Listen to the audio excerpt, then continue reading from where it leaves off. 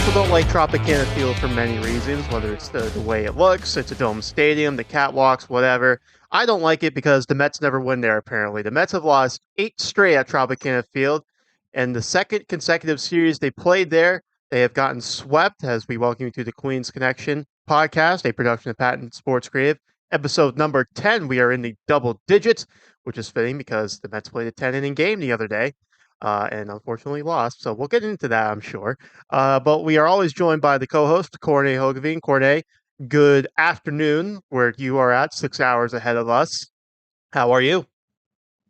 Yeah, besides the Mets doing pretty well, tough series, but still we have a lot of positive notes for this ball club. Maybe not in the major leagues, but definitely in the farm, some positives. Yeah, So yeah, let's dig in. just rip the band-aid off, get it over with, and we will definitely Exactly. we'll definitely do that. We'll start with Friday's game down at Tropicana Field, and the Mets got out to a good start. I mean, we could say that about all three games. The Mets got out to a 3-0 lead thanks to a Brett Beatty 3-run homer, and you had to feel pretty good about that, thinking that the Mets were, maybe found the groove with that win over the Cubs in extra innings, get some momentum, carry that down to Tropicana. But the Rays scored 3 in the bottom half of the second inning to tie that right up. And then the Rays would score 5 in the third, 1 in the fourth. So they are up big on the Mets, 9-3. But the Mets, as we've seen this year, they start to chip away. They cut into the lead, make it a 9-7 game with 4 runs in the fifth inning. Unfortunately, the Rays would add another run in the sixth, so they're up 10-7, and it stayed that way for a while until the ninth, when the Mets got a run and they got the tying run to the plate, but unfortunately couldn't do much after that. So they lose the opener of the series with the Rays 10-8. And we talked about on our last episode, or or 2 episodes ago, I would say, Jose Quintana having his best start as a New York Met. Well, he probably had his worst start as a New York Met in this game. Quintana went 2 and 2/3 innings, 10 hits, 8 runs, all of which were earned, 1 walk, 2 strikeouts. And we said on the chat when we were texting each other, there were some soft hits. Have to throw that out there, but a lot of them were well struck balls by a Rays lineup that had been struggling, other than Isan Paredes coming into this series. So, we talk about how great Quintana was his last outing. This one, not so much. What was the difference for you between his outing against the Cardinals and this one against the Tampa Bay Rays? He was up with most of his pitches. I think especially his curveball. I think it got hit very hard because it just stayed up for the hitters. Just one of those days where Quintana just got shelled. And if Quintana isn't able to control the pitches in the zone and let them, stay up, not hitting the corners, he's extremely hittable.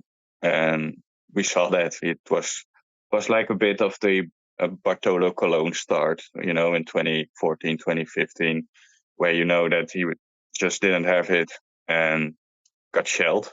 And that's what's happened with Quintana. He doesn't have to swing and miss stuff, so he really needs to get those soft hits. Well, you mentioned he did allow some soft contact, but I think overall we could say that it wasn't necessarily an unlucky outing for him. I just think it was a bad outing for him, missing his spots a lot and hanging the curveball a lot. Just off. Funny how that works when you pitch a great outing, that at times you are terrible the next time out. So it happens. It's not uncommon for a guy like Quintana, who, like I said, doesn't necessarily have swing and miss stuff, that these type of outings happen.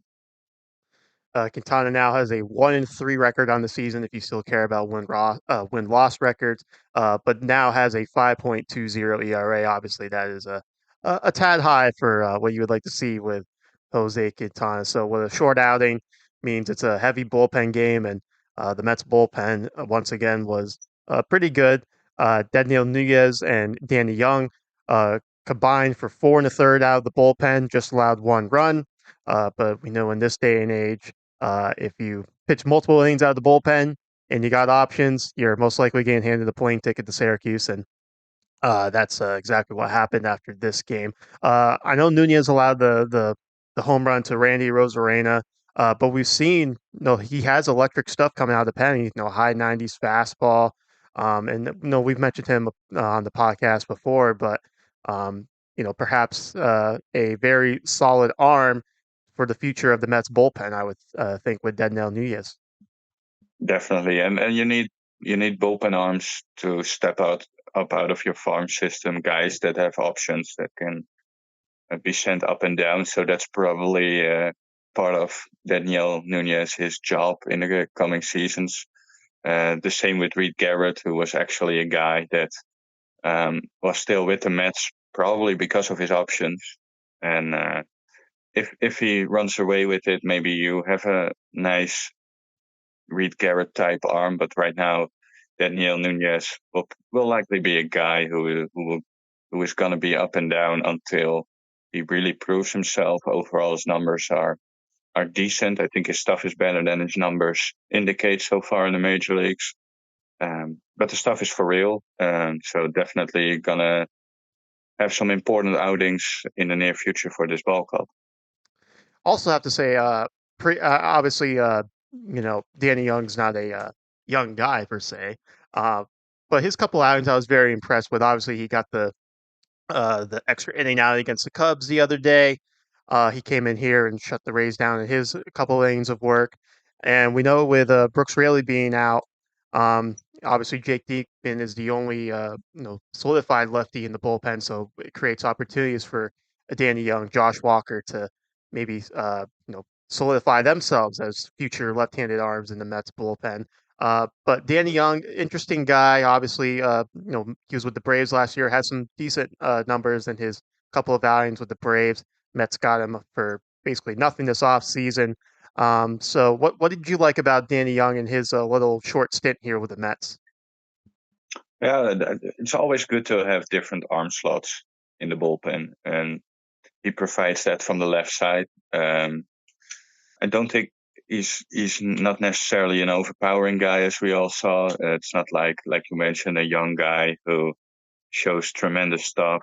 Um, he's a decent depth piece, and I see him as a decent depth piece. Another Stearns, Stearns does his magic with these bullpen arms, getting different arm action, different stuff. Um, so yeah, I'm not necessarily saying that Danny Young is a guy for our future, but right now for a minor league deal, being on the 40-man roster right now, having options, he's definitely a guy um, who we can use. So yeah, different arm slot, different pitches. I think it's good to have a bullpen who does things differently, and Danny Young is that kind of arm that does things a little bit different than most other arms. All right, let's move on to the Saturday game because this was obviously if you want to say it was the best game of the series, you might be right about that, but it was the best game for one particular reason. And that was Christian Scott making his major league debut. The Mets once again got off to a strong start. Nimmo led off with a single, Marte followed with a single, and Nimmo was able to score on that due to an E9. So the Mets get their young rookie pitcher a 1-0 lead to work with. Unfortunately, the Mets couldn't do much after that.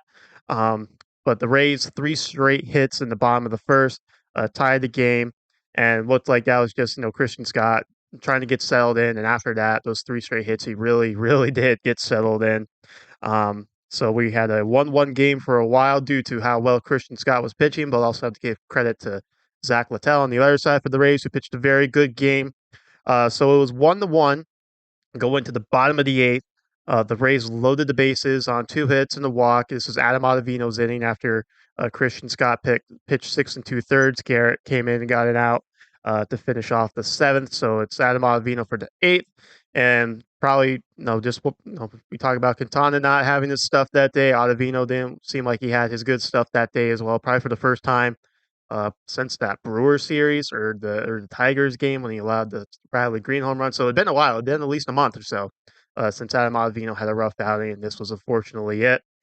He walked in the go-ahead run with two outs, which is obviously something you don't want to see from one of your high leverage relievers. Sean Reed-Foley came in to try to get out of it. Unfortunately, he walked the first batter he faced, so the Rays scored 2 runs in the eighth off back-to-back bases loaded walks. Reed-Foley would get a strikeout to end the inning.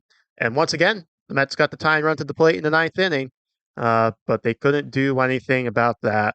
So the Rays defeat the Mets 3-1 in this game. And obviously, like we said, Christian Scott was the headliner. Scott going 6 2/3 innings pitched, 5 hits, 1 run, which was earned, 1 walk, 6 strikeouts. So obviously a lot of hype around Christian Scott starting last year, carried over to this year, and was performing extremely well in AAA Syracuse. And he definitely brought that momentum with him up to his first major league start. And I know you were very excited about the start, tweeting, messaging me, saying on Facebook, we lost a game, but we gained a top end rotation arm. So you believe Christian Scott is going to be the future ace of this Mets pitching staff, Mr. Corne? Ace maybe a little bit too much, but definitely a number two for me.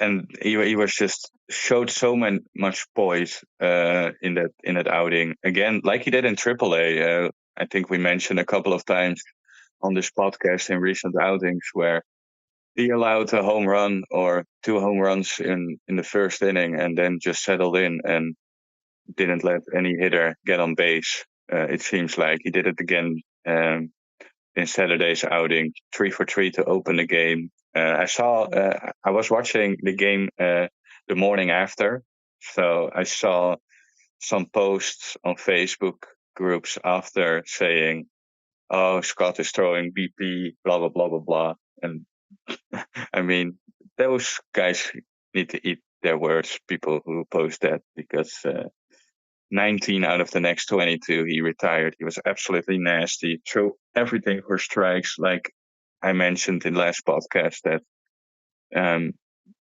that this is a guy who is extremely in control. And even if you go back to that 3 for 3 to open the game, I think that Palacios hit was pretty impressive by Palacios himself. That splitter on the outside corner where he lunged at and hit it down the line for a double. So actually, that was also a pretty good pitch.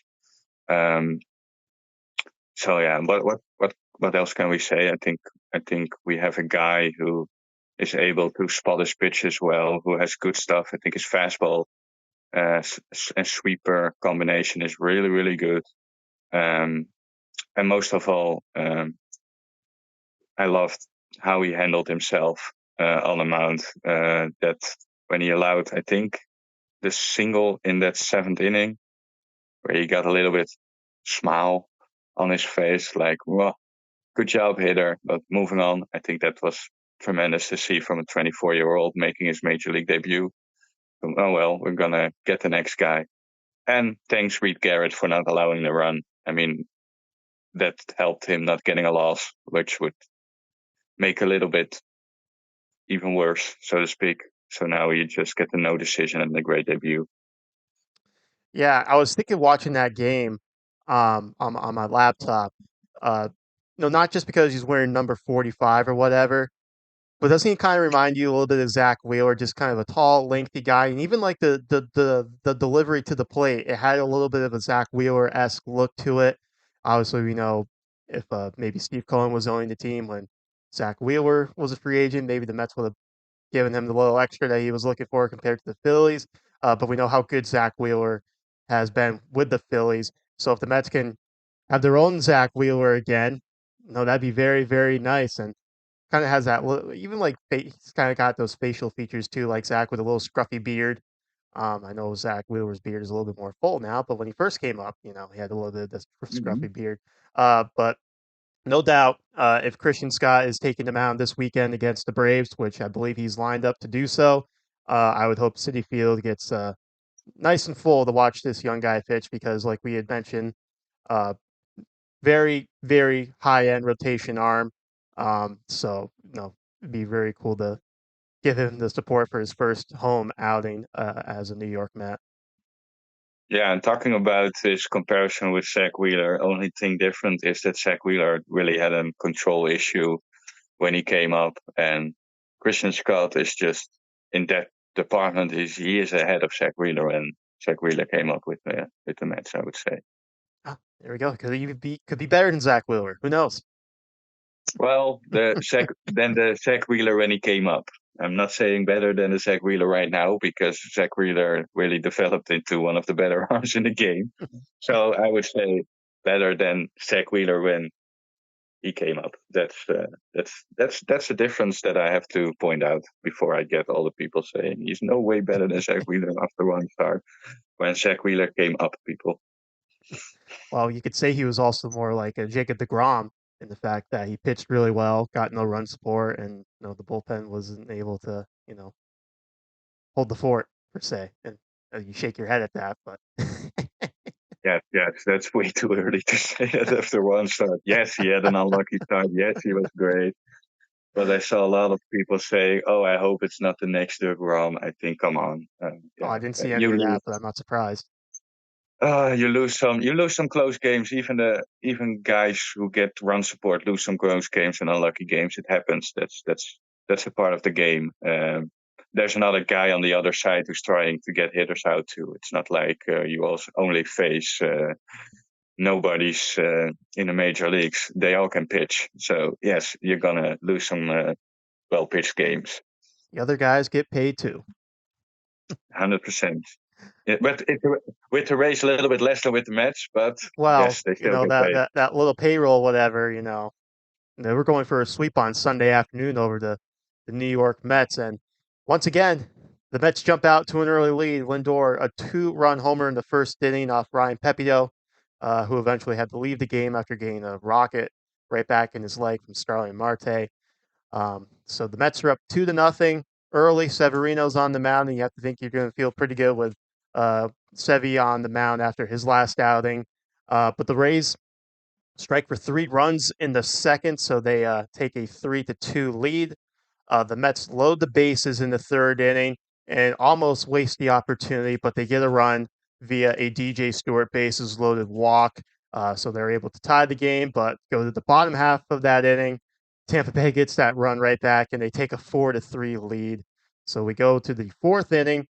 Back-to-back RBI singles from Omar Narvaez and Brandon Nimmo to give the Mets a 5-4 lead, and things settle down from there from trading runs as the Mets had a 5-4 lead going to the ninth. We should say the Mets had some more chances to add runs during that span, but were not able to do so. So in the ninth inning, Edwin Diaz gets the first 2 men out. He's up. He's in a 3-2 count with Randy Arozarena, who has struggled most of this season, but a slider that did not do much breaking. He hung to a Rosarena. He hits it out. The game is tied. So we're going to extra innings at Tropicana Field. The Mets get the ghost runner on to start the inning. They move him over to third. So there's 2 outs with a runner on third. Brandon Nimmo's at the plate. Hits a little chopper. That is just should be a routine play, whatever. But Yandy Diaz, after review, dropped the ball.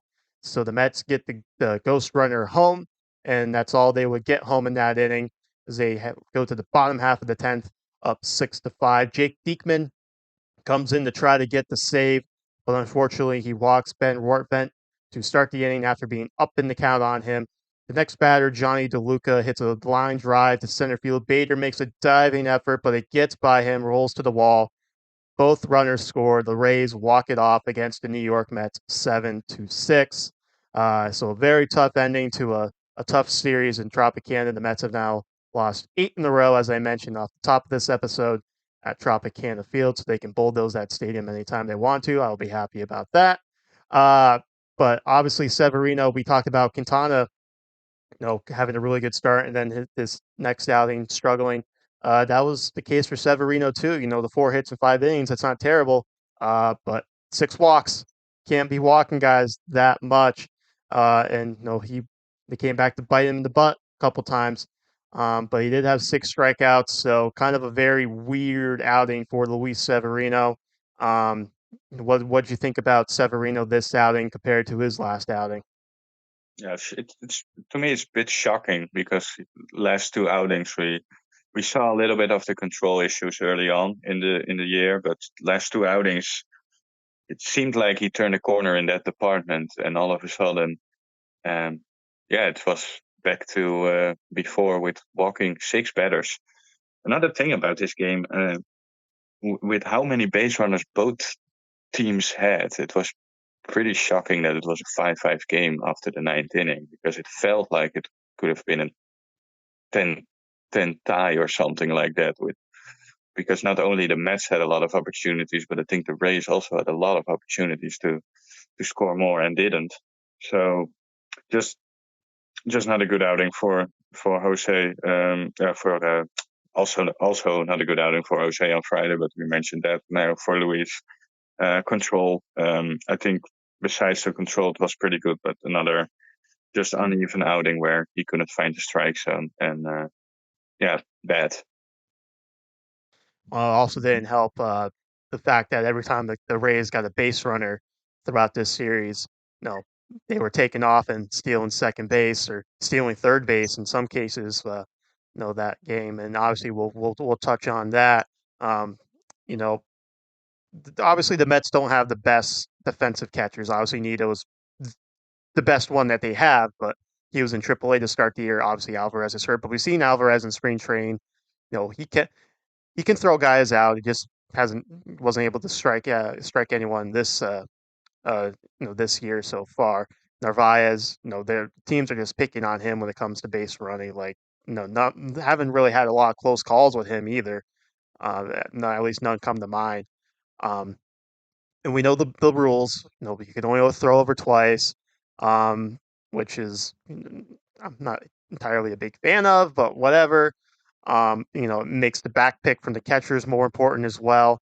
So I guess where's because Ron Darling on the broadcast was very adamant that the Mets pitchers need to do a better job of holding base runners.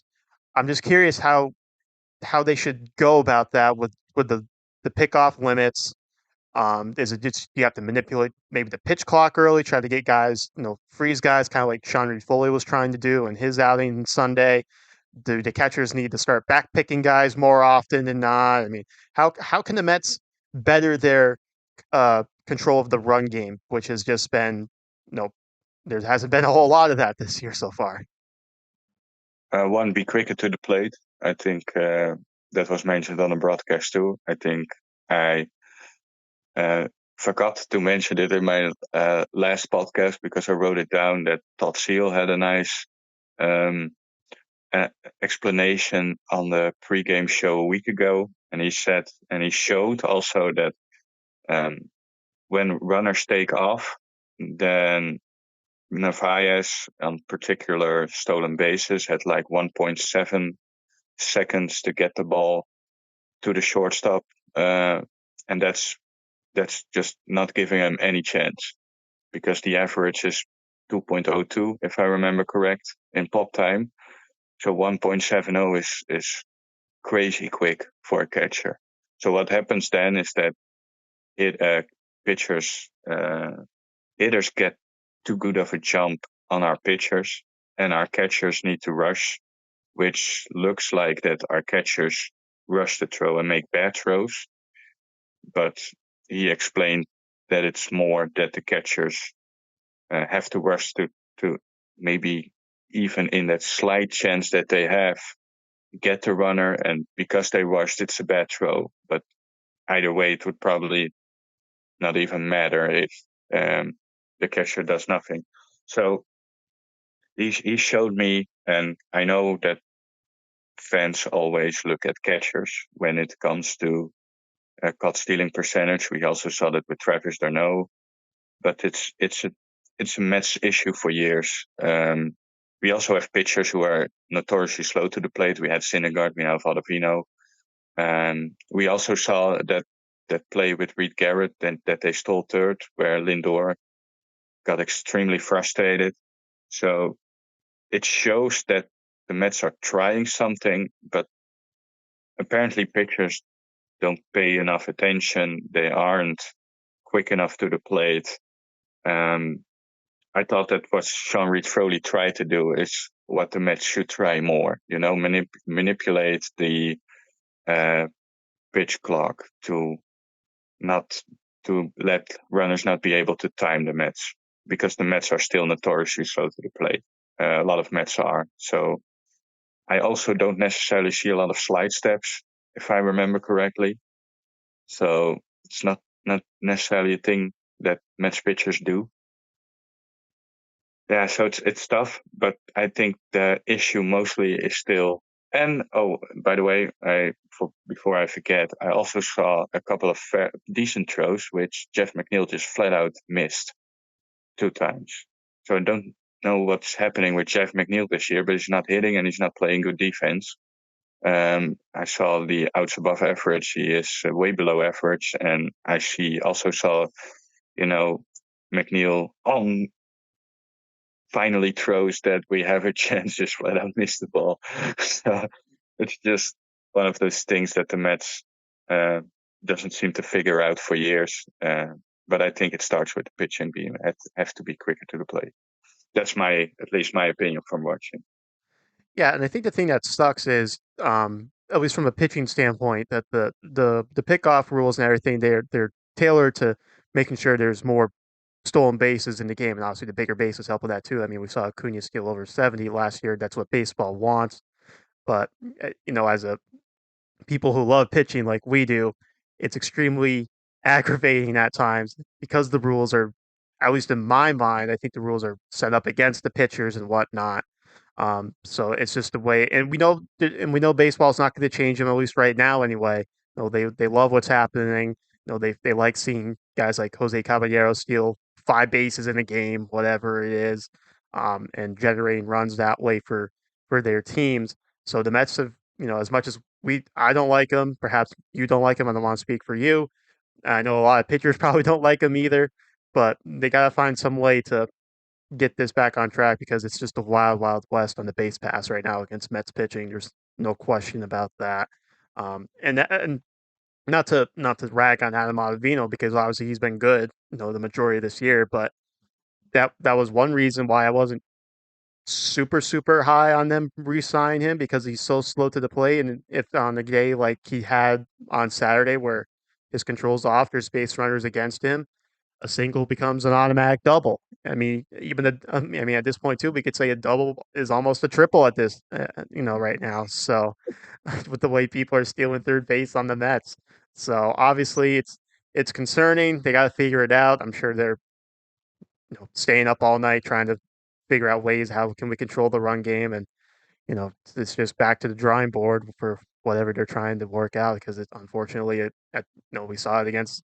It really felt like the past week it got like super super bad. Like maybe the wins the past couple of weeks were overshadowing they stole a base, but whatever, the Mets won the game, whatever.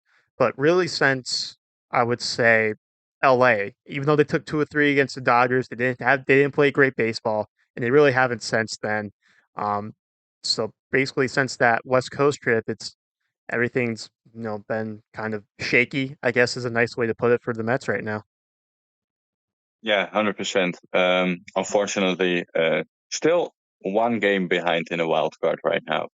So let's not overreact. There are 3 wild cards. We all know before this season, it's not a surprise that this Mets ball club isn't the top favorite to win the National League East and isn't the top favorite to get the top wild card spot. I think most fans hope for, sneaking into the postseason, and that's still possible. Still close. We still haven't seen a lot of our, at least when you look at before the season, we have still have a lot of players that underperformed, counting a guy like Jose Quintana, but definitely a guy like Pete Alonso and Jeff McNeil who haven't done anything this year. So um, this team should be better than being below 500 teams. So if they are able to stay close, I think there's still a lot of possible to make it to the wild card. On the other hand, there are a lot of teams that are close right now to that wild card spot, even teams that have struggled even more than us, like the Giants and the Reds, I think, are on the spot. So obviously have probably a little bit more on the roster talent wise. So it is something that the Mets have to pick up at some point. Either way, even if this Mets ball club doesn't make the postseason this year, I still think we see a lot of positives, and uh, the future is bright. That is maybe a nice bridge to what we're going to talk about later, but um, I'm happy with the process the Mets have, and even if this isn't a postseason ball club, I still think we're gonna have fun being Mets fans. Yeah, like you mentioned, the Mets are now 16 and 18, one game back in the wild card. But if you want to look at the NL East, they sit fourth in the NL East as the Nationals won I, yesterday. So the Nationals are 500. They're better than the Mets right now. So I don't know. I don't I don't know. I don't care about the National League East They're at all. We're not not gonna better than the win the Braves. Not better than the Phillies, unfortunately. It's just exactly. reality. Yeah, we knew that before the season that most likely in a full regular season we aren't going to beat them. So we have to focus on the teams like the Nationals right now, who are close to a wild card spot and actually have pretty decent young players doing well right now. CJ Abrams is a really nice player. I had him on my fantasy last year. Sucks that I don't have him right now, but oh well. Oh well. Well, I won this week. I'm 5-0. So just get the just get Yes. the just get the commissioner's trophy ready for me. That's all I gotta say. Hey, we still have the playoffs, and you sucked when it matters last year. I, So I think I started like I just think I started like 5-1 last year, and then I was in the game to determine if I was going to finish last in the entire league or not. So, exactly. oh well. All right. Well, no, let's talk about you talk about bridging, the future is bright for the Mets to what we want to talk about next. Um, I'll start with Friday real quick. Just a rehab appearance note. David Peterson pitched for St. Lucie, pitched very well. He went 3 innings, just one hit.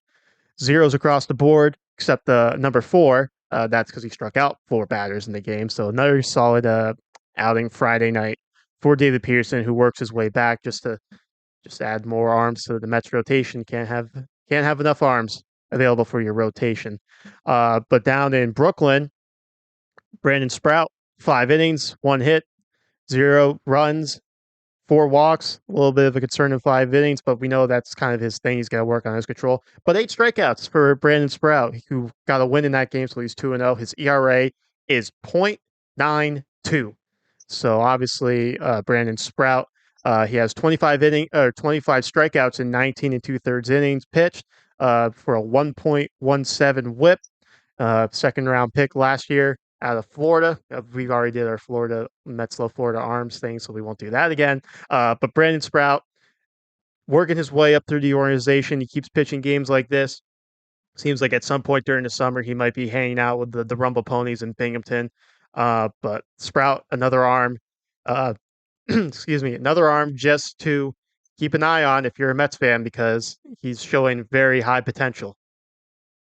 Yeah, 100%. Loads of arms to keep an eye on, and that's one thing why I think this team has a bright future because which what we now see with Scott, who was a fifth round pick, a reliever in college, and how quick he came to the majors in and how he translates or how he adjusted his arsenal. Um, it's been tremendous. So now we see with Brandon Sprout, who's obviously has good stuff, but the walks are a little bit of a concern. But I think even though he walks a little bit, he also had some outings where his control was a lot better. So I think that's great. And we see some other arms also this weekend who are getting closer to the major leagues that pitched really well. Yeah, and Saturday was a big day for the Mets as well. But those games were on Friday, the Sprout game. But Saturday, you were texting me. Unfortunately, I was working at some event that the radio station had me doing. But you were like, "Should I watch Max Crank pitch for Syracuse, Blade Tidwell pitch for Binghamton, or Nolan McLean pitch for Brooklyn?" Fortunately for your sake, you were able to find a solution, and you had all three on the screen. So obviously, you were dialed in Saturday watching minor league baseball and some pretty good performances to talk about. Yeah, I was invested. I was able to watch Max Krennic, who still probably isn't, build up to a long outing. So I watched him on Saturday for the first 3 innings. Fastball was down a little bit, but great curveball. Got top prospect James Wood from the Nationals twice on strikes on the curve, so that was really good. Ended up with 3 2/3 scoreless innings. He allowed just one hit, but 4 walks. Probably a little bit of rust still in the arm after his rehab for Max Krennic. We saw him in spring training do pretty well, so it was fun to watch. But the headline obviously was Blade Tidwell, who I had on the big screen. I had Krennic's on the small screen, but I chose Blade Tidwell on the big screen. And it was the right choice, I would say. He was nasty. He faced the minimum for the first 5. Throw every time you look up, it seems like it was 1-2 or 0-2 up in the counts. Threw a lot of strikes. He added the cutter in this arsenal this off season, and it was great. Got a lot of swing and misses on that pitch. Fastball touching 97. In the 8th, he worked out of a little bit of a jam, which I think is always, good to see that in the later innings your stuff is still crisp. 8 scoreless innings, 5 hits, 2 walks, 9 strikeouts, 94 pitches, and guess how many strikes he threw? A lot. 72 strikes in Oh, 94 pitches. I mean, that's a crazy rate. He was ahead all day, was in complete control. 1.23 ERA right now. So go ahead about Blade Tidwell. well, I was going to say, it certainly sounds like Blade was sharp in this game. He was Did nasty. you see He what I was did? he was Did you see what I did? oh Blade. Yeah, Blade, gotcha. sharp blade. Yeah, Yeah, yeah. whatever. Sure, Yeah, I'll Blade. pat Yeah, myself on the back. really Thank good. you. Yeah. I would say Blade did well. I like mine better. I like mine better. Oh, I like mine better. Whatever. yeah, So you always like your better. I'm the funny guy. You the title. I said no juice in Tropicana, but obviously we're going with yours. I don't So know. Are let's we? Well, I just have to wait and see. probably. Anyway, well, how about Nolan McLean on Well, on Saturday? yes. He started an hour later than Syracuse, so it was actually almost the perfect timing. And another guy who was absolutely nasty. I watched his outing. Yes, I was busy. 8 strikeouts, and all those strikeouts came on the sweeper, which to me is pretty neat if you have that kind of secondary pitch that hitters probably are aware that it's coming and still struck him out. 8 strikeouts all on the sweeper. Nasty sweeper, mid to high 90s fastball. It was a nasty combo. Ended up with 9 strikeouts. I missed the last one, so I don't know if that was the sweeper. I'm sorry, but the first 8 were on the sweeper. 5 2/3 scoreless innings, ERA down to 2.75, and yes, now at in his last 3 starts, 13 2/3 scoreless innings, and 4 of his five outings in Brooklyn were also scoreless. So I think he has done pretty well with the arm, and we know he did pretty well with the bat. He's having a nice OPS. I'm laughing because you have your mic down, and I hear the dog play with a squishy toy. So Yes, that's why I'm like, he grabbed his cupcake toy, which is very loud. So great selection by him. yeah, yeah, good timing. Um, so yeah, 2 arms, actually 3 arms on Saturday, but I think McLean and Tidwell were definitely the main attraction for that day. So I had a lot of fun on Saturday and Sunday morning with watching 4 good arms pitch for the Mets, or their system at least. Yeah, Saturday was a good pitching day throughout the organization. There's no question about that when it comes to the young guns and hopefully a rotation of Christian Scott, Brandon Sprout, is coming up. Blake Tidwell, Noel McLean is next show. Hey Otani, maybe. Who knows how if that. Even if even if Nolan McLean is like a nasty reliever guy that can be DH in the other games, that would be tremendous addition, right? Yeah, there you go. Uh, yeah, I'd definitely be for that. And I also think. we got guys. I was thinking about that 21 draft because obviously they took Kumar Rocker first, and they had the issue with that, and that didn't work out. And I looked up Kumar Rocker's stats for the minor leagues in Texas. He's doing very well, which I don't think we're totally surprised about. But even like obviously what happened with him got a lot of headlines, and but Christian Scott was in that draft. Dom Hamill was in that draft, and those are two guys. I mean, we already saw the potential of Christian Scott on display Saturday. We know Dom Hamill's been pitching well of late for Syracuse. So even like if you want to say those are quote unquote constellation prizes or whatever, or consolation prizes, like I get Kumar Rocker has the high end, super high end, ace whatever, uh, repertoire whatever. But like Christian Scott and Dom Hamill, if they're solid major league pitchers, I'm pretty happy with that as well. Yeah, and later rounds we got that first round pick back the next year. So I would say we did pretty well on that part. But You it's see, just so it's yeah. I like every time you talk, I mute my microphone. So even though you can hear the squeaking of his toy, they can't unless like right I now as know, he's I'm talking and but he's it's squeaking. So but it's funny. I know you have to do it differently if you hear all those things and you try to talk through it, but um, just my attention isn't you here. don't have a It's good with the attention span, TV. is what you're saying. Exactly. That's I, exactly what I'm saying. I don't find that shocking at all.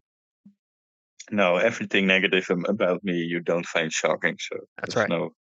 That's probably the least shocked I am with an opinion from you.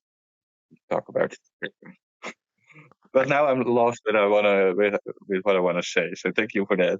so we were talking about Kumar Rocker not signed, Christian Right. Scott Yeah. and Dom Hamill, being part of that same draft, and the Mets got that draft pick Yeah. back for.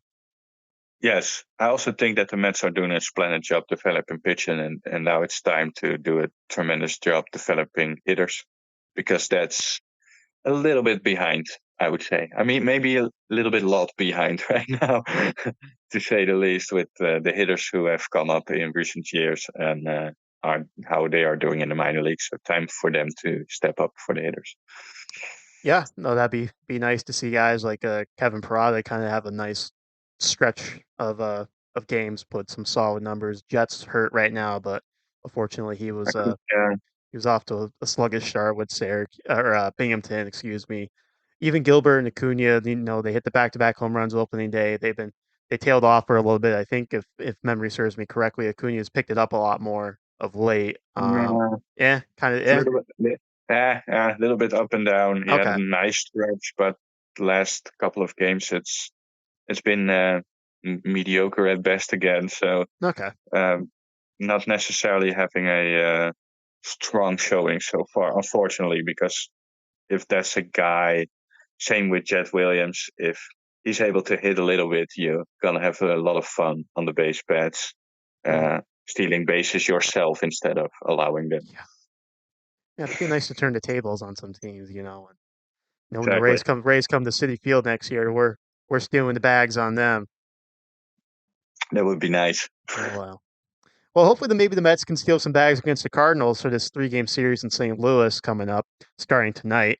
Actually, Sean Manaea is going to get the start for the Mets. He's 1-1 with a 3.07 ERA. He's going up against Kyle Gibson, 2-2 on the year with a 3.79 ERA for the Cardinals. Tuesday, Jose Butto back on the mound. He's 0-2, a very, I would say, unlucky 0-2 for the most part, with a 2.57 ERA. He's going up against Miles Michaelis, who was 2-4 with a 5.68 ERA. And then Wednesday, Jose Quintana takes the mound in a Wednesday getaway day games. He's 1-3, 5.20 ERA. We mentioned that earlier. But he's got a tough ass going up against Sonny Gray for the Cardinals, who's 4-1 with a .89 ERA. So I know the Mets were able to get some runs off Gray late in that game they had at City Field recently, but Sonny Gray been so good ever since he got out of Yankee Stadium, which does not shock me at all. So it'll be a rebounds. Hopefully, a nice rebound series for the Mets here. What are you thinking for this 3-game series in St. Louis? I'm just gonna say it. Sweep. I think we need a sweep. We need to get something good going, and the Cardinals are struggling. Bounce back start for Jose and Quintana. Buto getting that well-deserved victory against struggling Miles Michaelis, who we didn't hit last time. So let's start. Let's get to him this time. Gibson and Manaya. I have to give the advantage to Manaya there, and I think the Cardinals are still struggling offensively, if I'm correctly. So going with a surprise, optimistic sweep. Pete is gonna get out of his slump and hit a couple of home runs. Yeah, they really need Alonso to get going. We know JD Martinez is still kind of Really? feeling things out, but there were some Yeah. pitches in Tampa Bay that looked like, oh, he should crush that he's missing. So hopefully, as the keeps getting the reps, things come back to him and he becomes a good productive bat for the lineup. I mean, a lot of guys just kind of need to pick it up. Hopefully they do in St. Louis.